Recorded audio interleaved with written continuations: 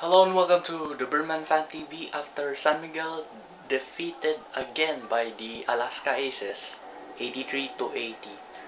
Disgrasyang mangyayari itong pagkatalo itong San Miguel Beermen na babayaan sila ng laro sa last 2 minutes of the fourth quarter.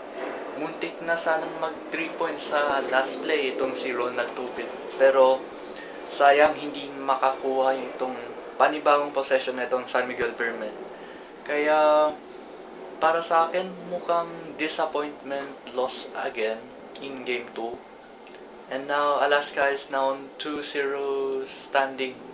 So kailangan maghabol pa itong San Miguel Beermen sa game 3 sa Lucena, Quezon.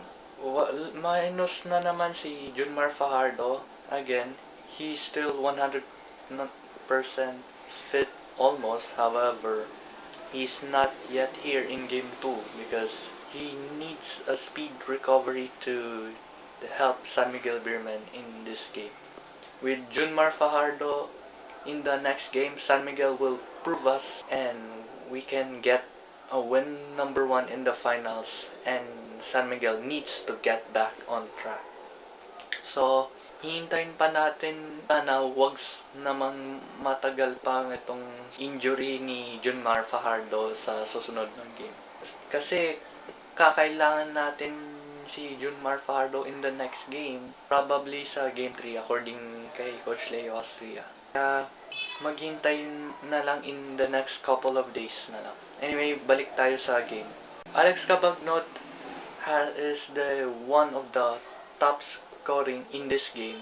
Kaya lang bigo naman siya sa pag-provide nila sa mga teammates. Followed by Arvin Santos and Yancy Del Campo.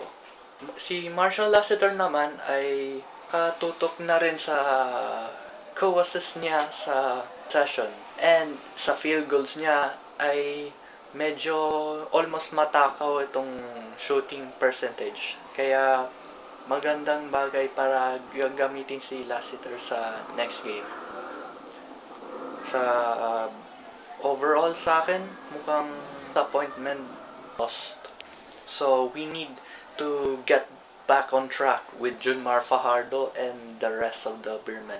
Kailangan bangunin natin itong San Miguel Beermen. They need to wake up for the rest of the team of the San Miguel Beermen to solve these problems from game 1 and 2. So, yun na yun. Anyway, let us tell us comment section below. Like us on Facebook, facebook.com/thebermanfantv.